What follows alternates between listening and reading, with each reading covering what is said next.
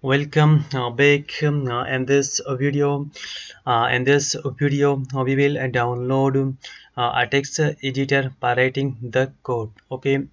In this course, I will be use the Sublime Text Editor. Sublime is a very popular text editor per web developer and per web designer.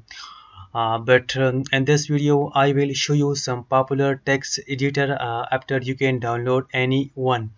So for downloading the Sublime Text Editor, go to sublimetext.com.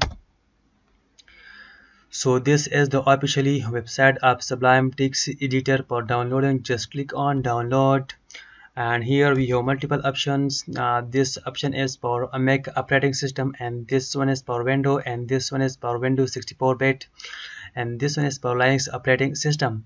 But I have already downloaded the Sublime Text Editor and I have already installed. Okay, and the next one, you can also use Bracket Text Editor. So for downloading the Bracket Text Editor, go to this URL, bracket.io, and after you can download from this link. Download Bracket.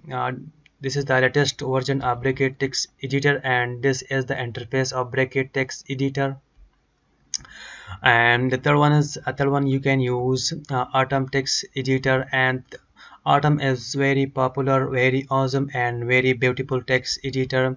The look of the interface of Atom Text Editor is look like Sublime Text Editor. So you can also download anyone, Bracket, Atom, and Sublime Text Editor. Okay, just click on download button and download for your window. Okay, and for other platform, click here and download for your Mac, for Linux, for Linux. Okay, and third one, and the second tool, how we need to download local server. So in this course, I will be use the XAMPP server. So just type here XAMPP server and click on the first link. So it will redirect you to this page. Okay, so for window, this is the window version. Here we have the latest version of the XAMPP, this one. Here the PHP is 7.1.8.